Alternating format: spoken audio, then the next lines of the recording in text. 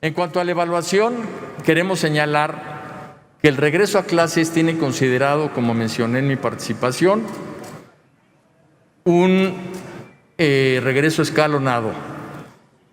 Los lunes irá la mitad del salón, los martes la otra mitad, el miércoles los que fueron el lunes, el jueves los que fueron el martes y el viernes los que hayan tenido el mayor rezago por condiciones familiares que no les permitieron estudiar como al resto de su salón. Y esto lo van a lograr las maestras y los maestros con una evaluación diagnóstica.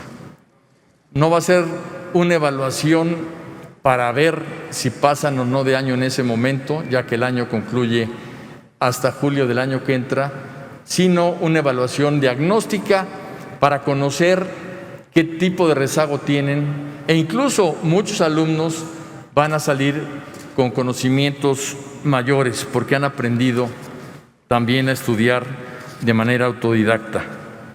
Es importante señalar que los libros de texto gratuito por primera vez ya son digitales y las consultas que tenemos diarias a los libros digitales son superiores a 3 millones de personas.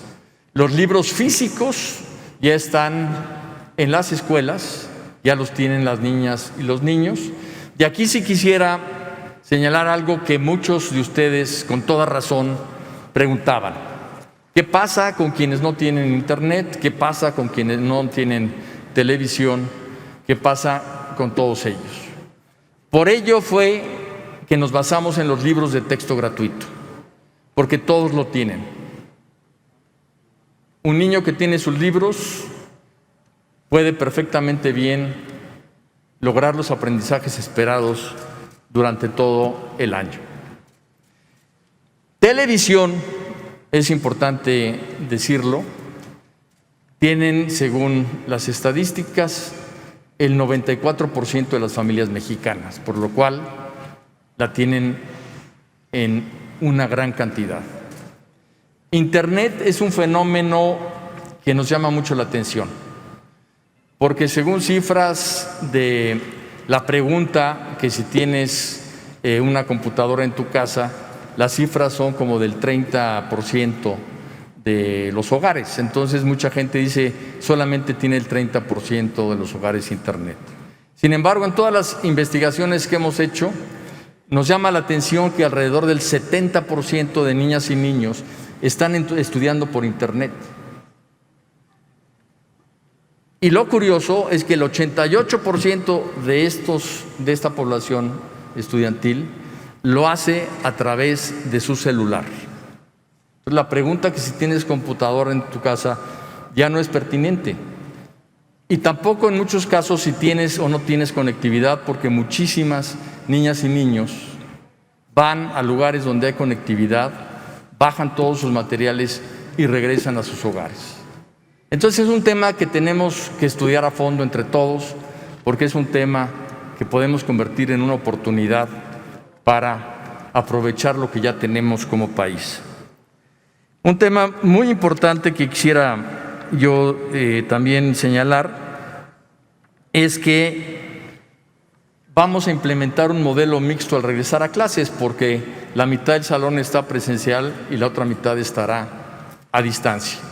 Y esto nos va a llevar, como aquí se planteó, a un análisis de la pedagogía que eso implica, a una capacitación sobre las repercusiones que eso tiene en la educación. Y algo muy importante, había muchísimas personas que no querían utilizar el internet porque no se sentían en confianza de hacerlo.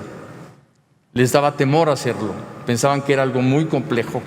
Y ahora, por todo esto que ha sucedido, ya entraron al mundo digital y ya se dieron cuenta que es algo muy sencillo, que es algo muy amigable.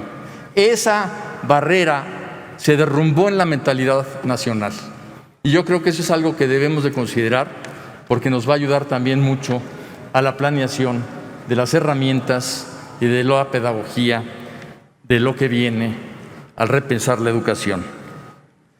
Y sobre la pregunta de cómo se va a evaluar, Hay todo un protocolo para que las evaluaciones trimestrales que regularmente se hacen en el ciclo escolar se hagan a distancia o de manera presencial, dependiendo cada estado de la República. Como ustedes saben, hasta ahorita solo hay un estado que está en semáforo verde, que es Campeche, pero llegará un momento en que algunos estados estén ya con clases presenciales y otros no, y por eso tenemos esa flexibilidad para la evaluación. Hemos aplicado encuestas y lo que vemos es que la mayoría de las niñas y de los niños expresan que en la educación a distancia literalmente están felices. Nosotros lo interpretamos como la felicidad de estar permanentemente con su madre, permanentemente con su familia, con su padre, pero conforme crece la edad, se transforma el sentimiento y quienes más padecen la educación a distancia son los jóvenes, porque tienen rota la libertad de poder socializar y poder hacer su vida como la tenían previamente. Eso es un tema muy interesante que quienes estén interesados en ver esto podemos verlo posteriormente. En cuanto a clases presenciales, yo quisiera señalar que el Consejo de Salubridad General decretó que solo se regresa a clases presenciales con semáforo verde.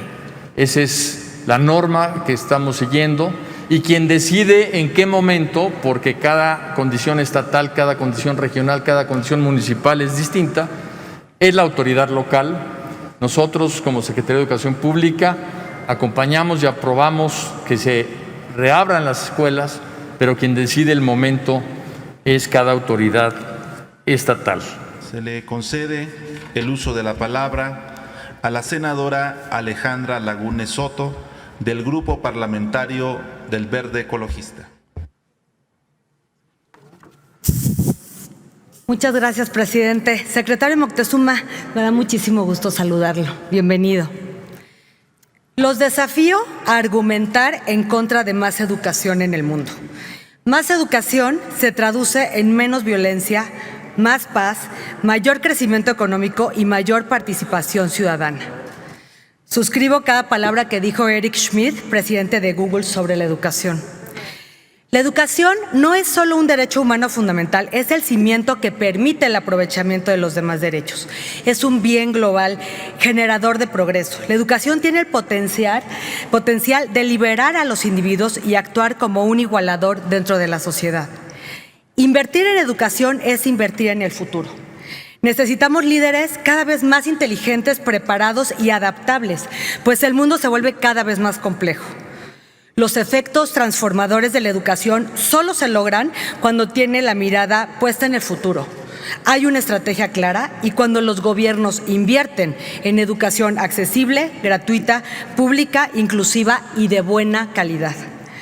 La cuarta revolución industrial empieza a quedarse corta ante los cambios que se avecinan. Nunca antes habíamos experimentado tantos cambios en tan poco tiempo.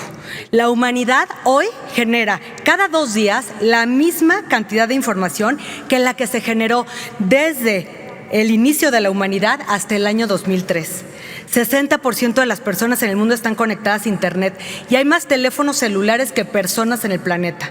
El poder de las computadoras se duplica cada 18 meses y en esta década vamos a ser testigos de una computadora que tenga el poder de procesamiento del cerebro humano. Tenemos el gran reto de procesar y transformar este flujo de nueva información en conocimiento que promueva la innovación, el desarrollo y el bienestar global. Es momento de cuestionarnos si la niñez y los jóvenes mexicanos realmente están recibiendo los conocimientos y habilidades esenciales para trabajar y desarrollarse en un mundo cada vez más dinámico y competitivo. Es momento de cuestionarnos si nuestros maestros cuentan con las herramientas, formación y capacidades para enfrentar estos retos. Los sistemas educativos están bajo una presión constante para incorporar nuevas ideas y nuevas tecnologías. Los planes de estudio y políticas educativas están obligados a incorporar formación en habilidades digitales que se han vuelto tan fundamentales como la lectura, la escritura y las matemáticas. Estamos a tiempo de plantear una ruta para que México sea un país de conocimiento, en que la ciencia y la tecnología encuentren terreno fértil y la innovación y la generación de conocimiento salgan de las aulas. Podemos evitar ser un país que solo es consumidor de desarrollos tecnológicos extranjeros. Fomentemos que entre los estudiantes se genere una cultura de imaginación, de creación, de empoderamiento. Tenemos grandes mentes y capacidades en nuestro país. Es cuestión de darles el mejor entorno para su desarrollo. La pandemia por COVID-19 ha creado la disrupción más grande en la historia de los sistemas educativos. Esta crisis subraya la necesidad de hacer cambios en la forma en la que se imparte la educación y se prepara a los maestros. Los beneficios del programa Aprende en Casa no están llegando por igual a todas las regiones del país.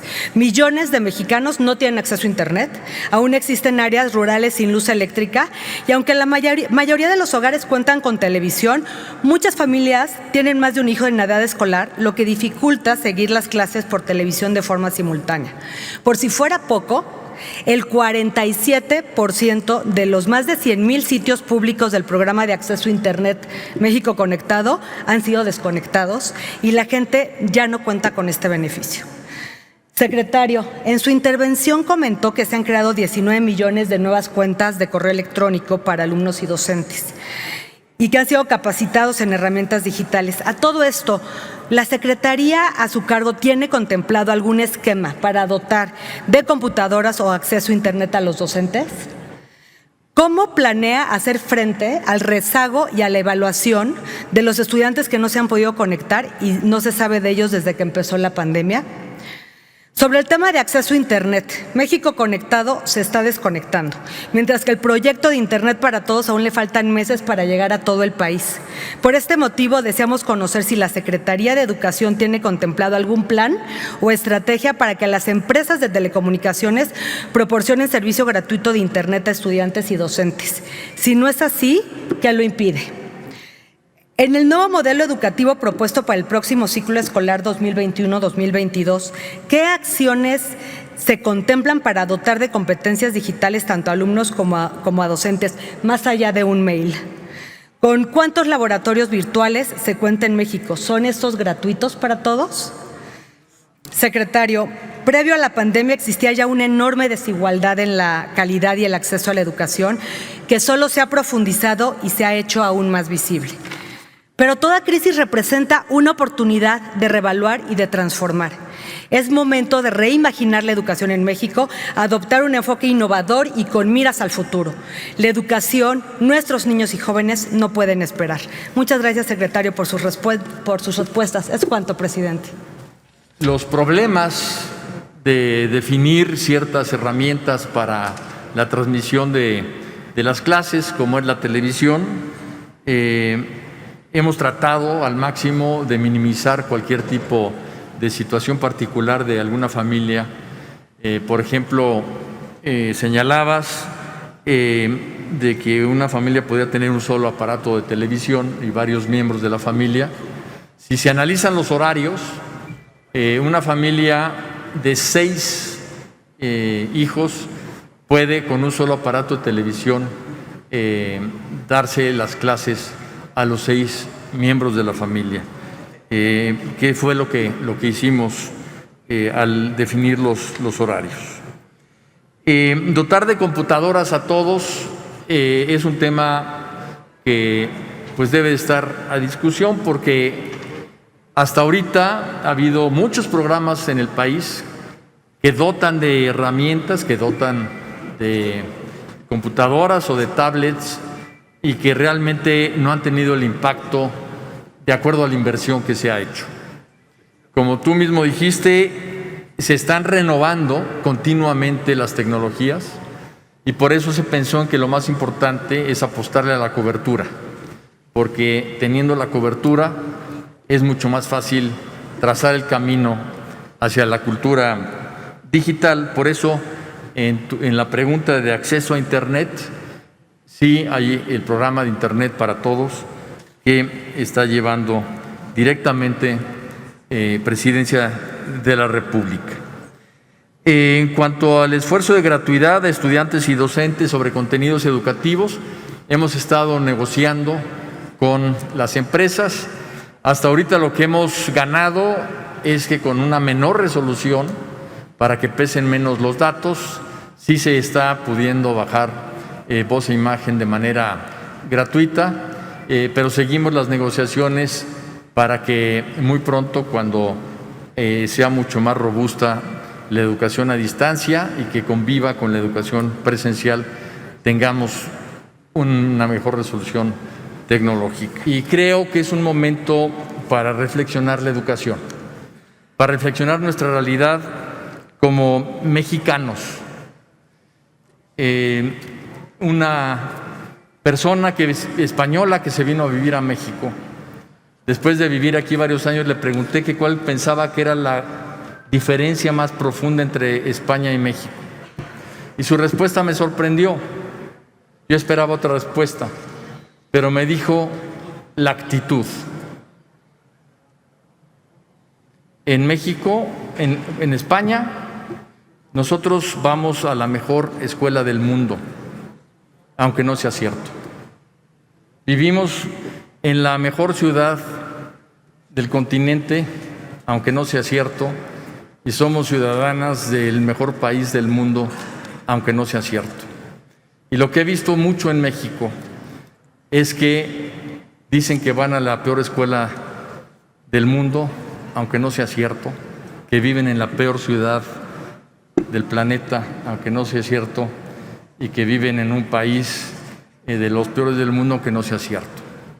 Creo que es muy importante reconocer nuestras fortalezas para poder resolver nuestras necesidades y ver las fortalezas de cada uno de estos Méxicos, que son muchas, para resolver los problemas de todos